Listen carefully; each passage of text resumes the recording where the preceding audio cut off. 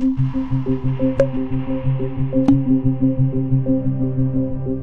Michaela Strachan. I'm a presenter on television, mainly of wildlife programmes, currently doing Spring Watch, Autumn Watch and Winter Watch. Fantastic. I'm here to chair a panel on green or growth, and actually I think we've named it wrong. We shouldn't be saying, can green and growth go hand in hand? We should be saying, how can it go hand in hand? Because I think we're way past thinking, can it go hand in hand? Because climate change is a massive problem. We're in a crisis mode. So now those companies and sustainability have got to work together to go forward. Woulda, coulda, shoulda isn't going to work anymore. We need to do how, when, and let's make that very quick. The climate crisis is a massive problem and most people feel completely overwhelmed by it. And it's also something that for a lot of us isn't the crisis that's right in front of us now.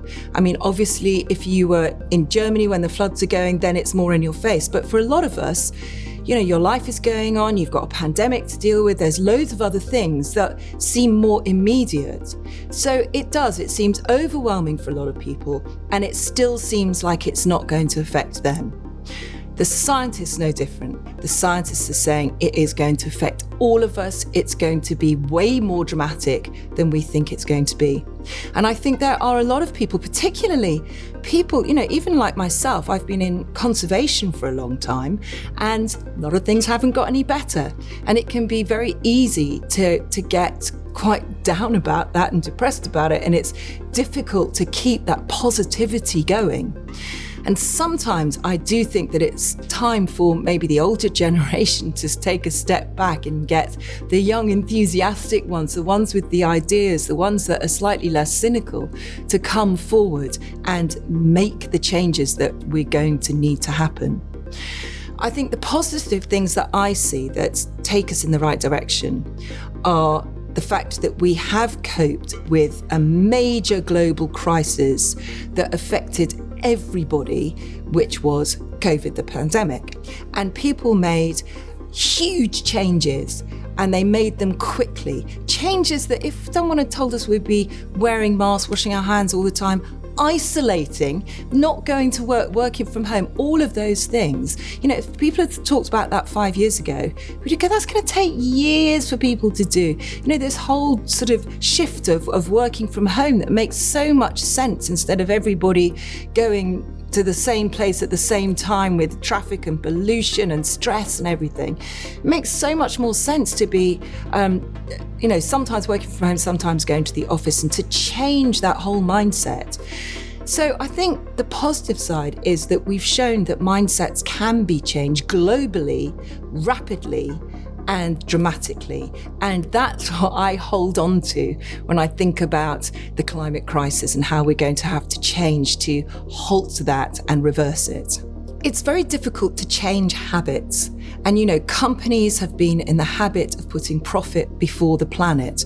So it is difficult to change that mindset. Fortunately, there are a lot of companies that are doing that.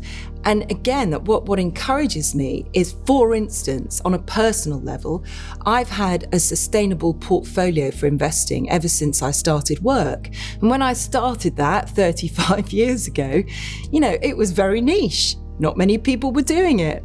Now, do you know what has been the most steady growth during the pandemic and what has been stable? Are the green energy investments that I've made. They're the ones that have done much better than lots of other investments. So it just goes to show that we are moving in the right direction. I guess we're just not doing that quickly enough. And I think the trouble is, as a species, we're very selfish. We've managed to do so well as a species because we're selfish.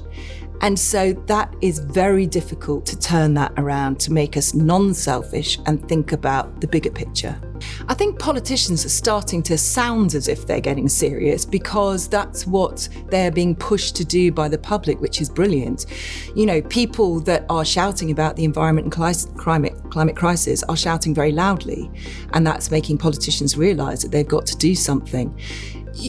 I find that there's an awful lot of talk and not enough action, and that's been going on for decades. And people say they're going to do things, they never get done, because it's very difficult. And it's very difficult to make dramatic changes and then get elected to the next government in the next election. And I think that's the huge sort of challenge that government face. Is it's not popular. Making changes to reverse climate change is generally not a popular thing. And do you know, I found it very interesting when I was watching the news the other day, and they were talking about the headlines. And they have editors talking about the headlines of that the next day. And I can't remember whether it was the Telegraph or the Times, but one of them had a climate crisis headline. And the guest said, gosh, I'm really surprised to see that. Good on them, because it doesn't sell newspapers. So, we're still in that mindset of thinking we have to please people. And, it tends not to be a crowd pleaser talking about the climate crisis. So, yeah, I think we've just got to realise that it is a crisis. It's not something that we can ignore, just like we couldn't ignore the pandemic. I mean, talking about the pandemic wasn't exactly a crowd pleaser, was it? So I think we've just got to realise that governments that are trying to do the right thing are the governments that we should be voting for in the future. Okay. But when I read what was on the Leeds International Festival of Ideas, I was really excited by it. I think it's fantastic. I'll tell you what always worries me a little bit with festivals like this is that this audience that I'm talking to and the panel are talking to will be people that are informed, that are educated about what we're talking about. The real challenge is to get people involved that aren't educated about it, aren't interested in the subject you're talking about.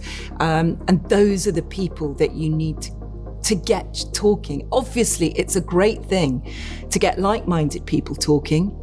What you want to do is get the non-like-minded people involved, and that's a bigger challenge. Okay, and finally, Leeds. That's not the answer you really wanted, is it?